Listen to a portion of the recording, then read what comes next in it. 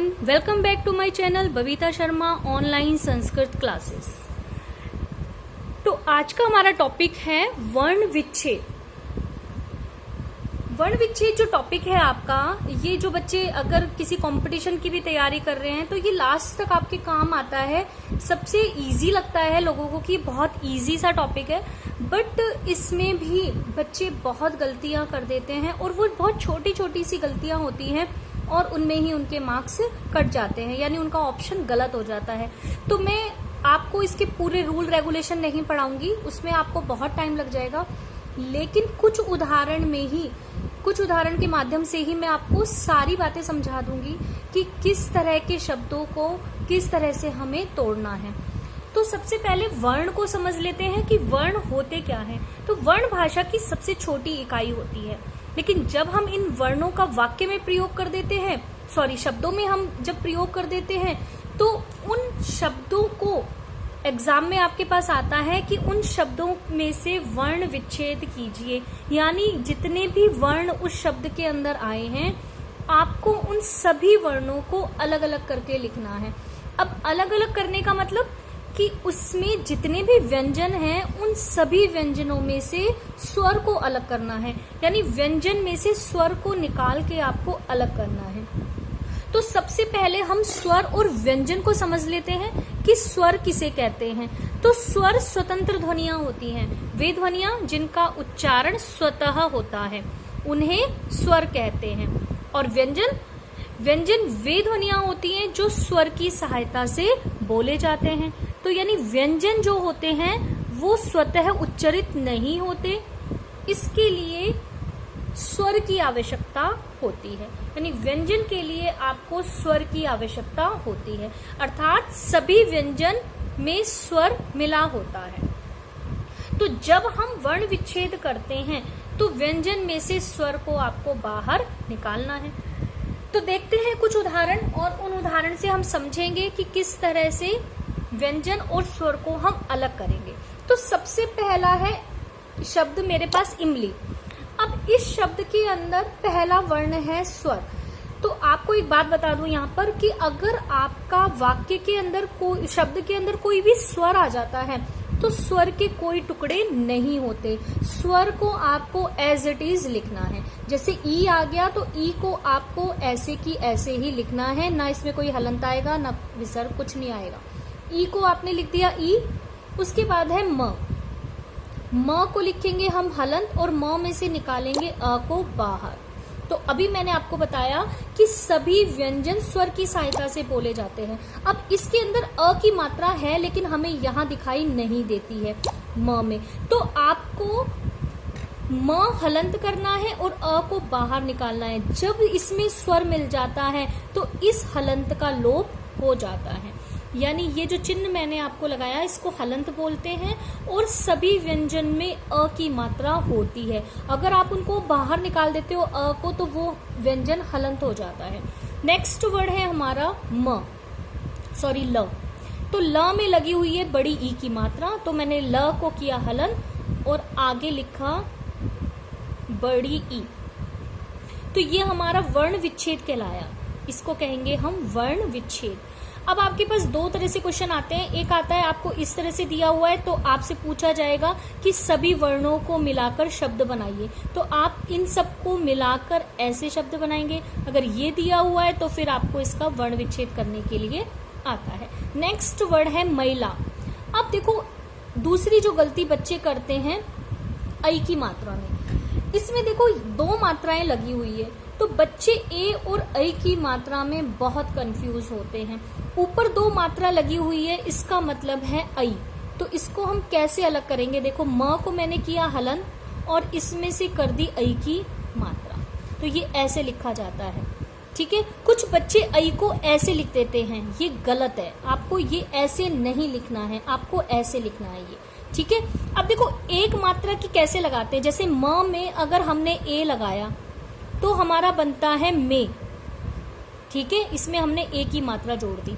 और अगर म में मैंने ऐ जोड़ा तो कैसे लिखा जाएगा, वो ऐसे लिखा जाएगा, यानी एक मात्रा इसकी और एक इसके ऊपर जो लगी हुई है इसकी, यहाँ पर 2 मात्रा है, यहाँ पर 1 मात्रा है। तो ये जो कंफ्यूजन है ये बच्चों को होता है, इसमें बच्चे गलती करते हैं। तो ये क्लियर हो गया होगा।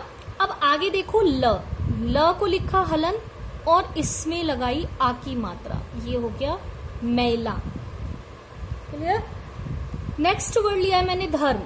अब देखो धर्म में र की मात्रा लगी हुई है, र की आधी मात्रा है, इसलिए ऊपर लगा हुआ है र।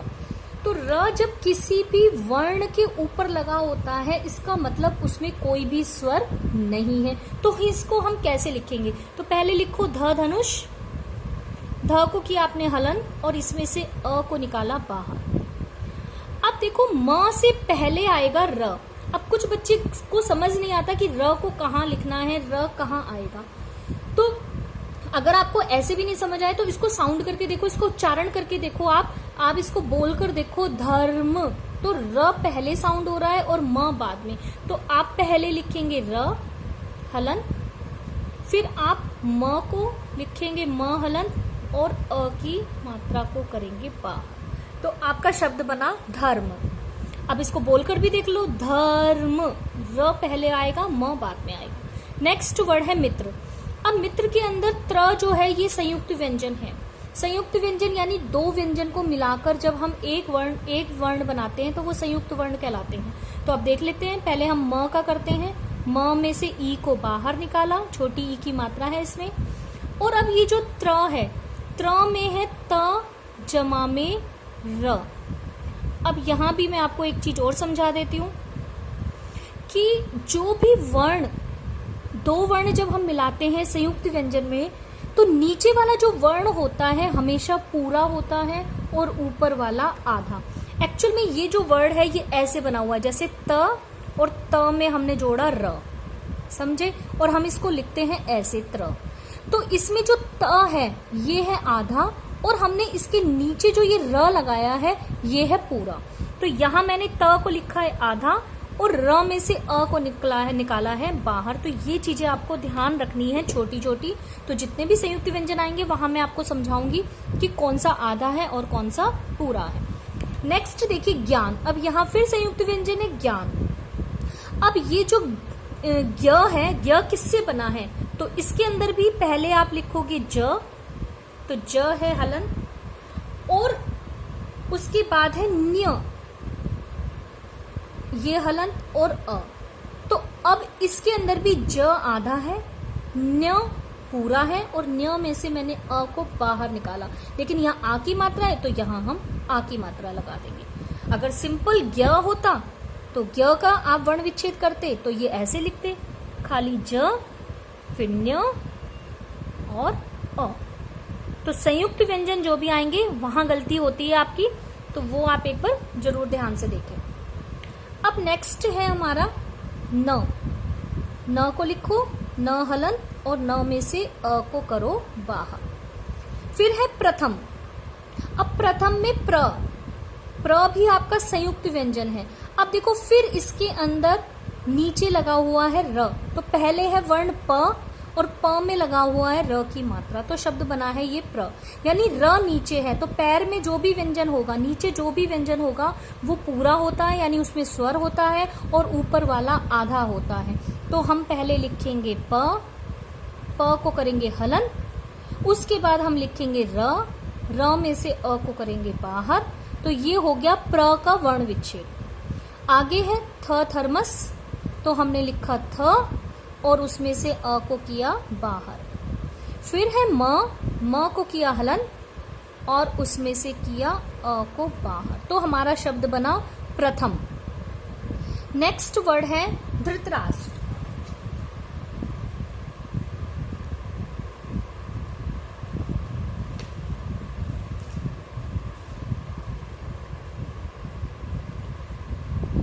अब धृतराष्ट्र का देख लीजिए।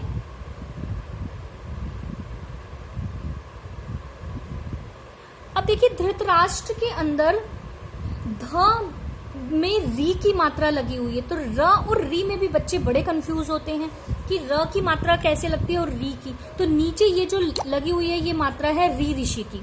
तो सबसे पहले हमने लिखा ध धनुष और इसमें से री की मात्रा को किया अलग, तो ये बन गया ध्री। उसके बाद त हलंत और त में से अ को किया बाहर। उसके बाद है र हलंत और र में लगी हुई है आ की मात्रा।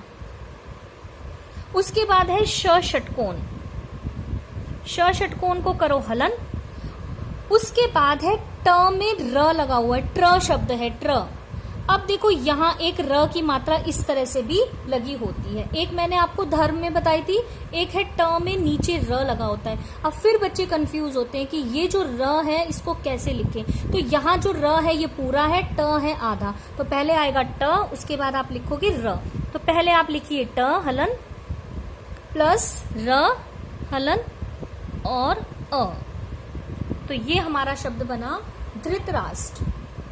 नेक्स्ट वर्ड है ऐतिहासिक। अब इसमें पहला वाला वर्ण जो है वो क्या है, आपका स्वर है। तो स्वर को आप एज इट इज लिखेंगे। मैंने आपको बताया कि कोई भी स्वर आ जाए, अगर स्वर से कोई आपका शब्द बन रहा है, स्वर से अगर कोई स्टार्टिंग हो रही है, तो आपको उसको एज इट इज लिखना है। चाहे अ से स्टार्ट हो रहा है, आ से हो रहा है, ई से या ऊ से, जिससे भी हो रहा है, आपको उसको एज इट इज ही लिखना है। तो देखिए ऐतिहासिक में ऐ, तो आपने ऐ को एज इट इज लिखा। फिर त में से ई की मात्रा को निकाला आपने बाहर। नेक्स्ट है ह हलन, उसमें से आ की मात्रा की आपने बाहर।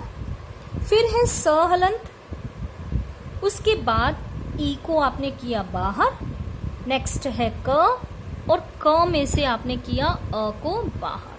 तो शब्द बना आपका ऐतिहासिक। डन। नेक्स्ट है हमारा शब्द ऐश्वर्य। ऐश्वर्य, तो देखो इसमें ऐ की मात्रा है, इसको आप एज इट इज लिखेंगे ऐ। उसके बाद श शलगम, ये है आधा। तो आधे व्यंजन यदि आपके आते हैं वाक्य शब्द में, तो इनको आप एज इट इज लिखेंगे, इसमें कोई स्वर नहीं है। तो श हलंत किया आपने। उसके बाद नेक्स्ट वर्ड ले लो व को हलंत और व में से अ को कर दो बाहर। अब फिर र की मात्रा आ गई, तो र ऊपर लगा हुआ है, इसका मतलब इस य से पहले र आएगा। इसको बोलकर देखते हैं, ऐश्वर्य। तो र पहले आ रहा है और य बाद में। तो आपने लिखना है पहले र हलंत, फिर आप लोगे य हलंत और य में से अ को करोगे बाहर। तो यह हमारा शब्द बन गया ऐश्वर्य। उसके बाद शब्द है आपका परिश्रम। तो पहले आपने लिखा प हलंत, फिर अ, उसके बाद र हलंत, उसके बाद ई। अब देखो फिर आपके पास आ गया संयुक्त व्यंजन श्र। अब ये जो श्र है, श जमा में र से बना है, तो श जमा में र। अब आपको फिर बता दूं कि र की मात्रा नीचे लगी हुई है, इसका मतलब र पूरा है और श आधा है। तो आपने लिखा है श और र में से हम निकालेंगे अ को बाहर। उसके बाद है म, तो म हलन जमा में अ। डन। नेक्स्ट शब्द जो मैंने लिया है वो लिया है कक्षा। तो देखो कक्षा में क हलंत जमा में, अब ये फिर आपका संयुक्त व्यंजन आ गया श क्षत्रिय वाला। और ये जो श क्षत्रिय है ये बना है, वेट, ये बना है क जमा में श से। तो पहले हम क का कर लेते हैं, क जमा में अ। अब हम श क्षत्रिय का विच्छेद करेंगे। तो ये मैंने आपको बताया अभी, क जमा में श इससे बना है। तो इसके अंदर भी क आधा है और श षटकोण पूरा है। तो इसको हम अ को करेंगे बाहर और इसमें आ की मात्रा है, तो यहां हम आ की मात्रा लगा दें। तो ये आपका शब्द बन गया कक्षा। नेक्स्ट शब्द है राष्ट्र।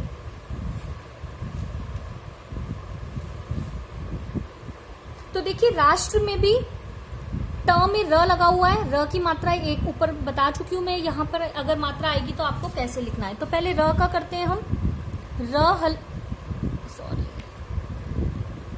पहले आप लिखो र हलंत जमा में आ। उसके बाद श षटकोण, श षटकोण आधा है, ध्यान रखेंगे। आधा वर्ण यदि आता है तो आपको एज इट इज लिखना है, इसमें कोई स्वर नहीं है। उसके बाद राष्ट्र, तो ट पहले आएगा हलंत, क्योंकि ट आधा है और र पूरा है, तो र को हम लिखेंगे बाद में और इसमें से निकालेंगे अ को बाहर। उसके बाद है अग्नि। अब देखो अग्नि में अ को एज इट इज लिखना है। अ का कोई वर्ण विच्छेद नहीं होगा, अ स्वर है, स्वर जो भी आएगा तो उसको आपको एज इट इज ही लिखना है।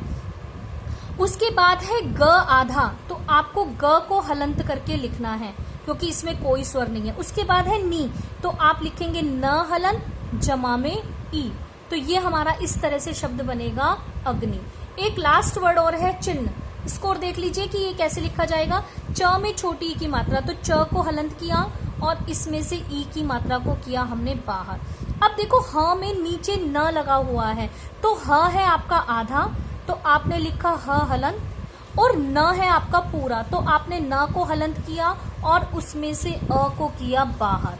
तो ये आपका शब्द बन गया चिन्ह। उम्मीद है आपको समझ आया होगा। और अगर आपके पास ऐसे कोई शब्द हैं जो आपको नहीं समझ आ रहे हैं कि उनका वर्ण विच्छेद कैसे करें, तो आप मुझे कमेंट्स करके जरूर बताएं। धन्यवाद।